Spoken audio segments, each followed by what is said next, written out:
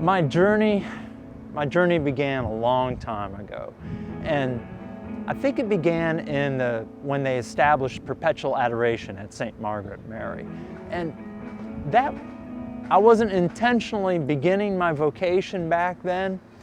It was just a love affair with God back then.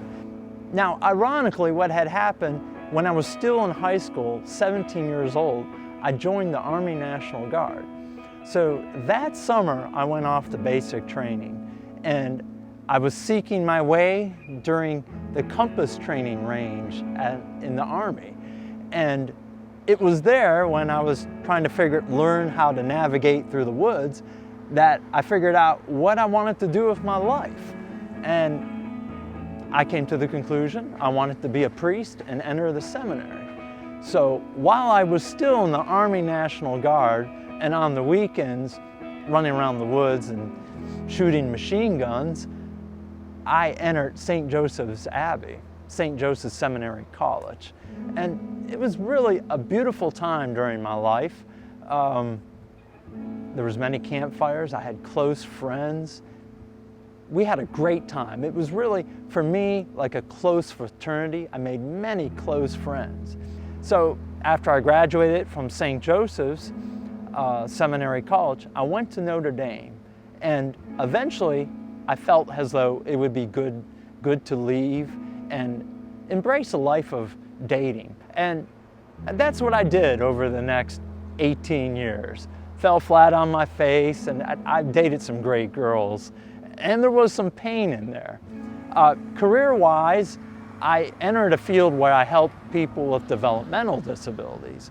In many ways, I think it was God's training for me to be a priest outside the seminary. Along the way, I got kind of restless, and I didn't know what that really meant. I couldn't put my finger on it.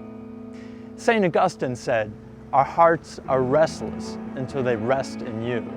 Well, I didn't know that at the time, and I was just going through changing girlfriends and changing careers. My heart was restless. So there was a time when my life kind of bottomed out a little bit, and I turned to God with all my heart. As a matter of fact, I felt like I was a little kid on the playground that just stumbled on the ground in the mud. And I felt like He sent His mother Mary to me, and just like a little kid said, "Okay, Chris, come on, get up." And she just brushed the mud off me. And like a little kid told me, "It's okay, keep going." And with that moment, when I bottomed out, I looked to God for comfort. And indeed, He did comfort me.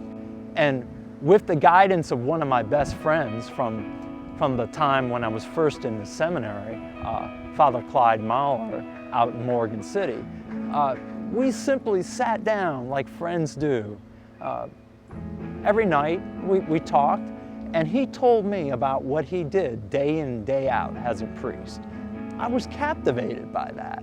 Just the little things that priests do, the baptisms, the process and pain of writing a homily, and also the rewards of writing a good homily, meeting with the parish council, guiding a couple in marriage.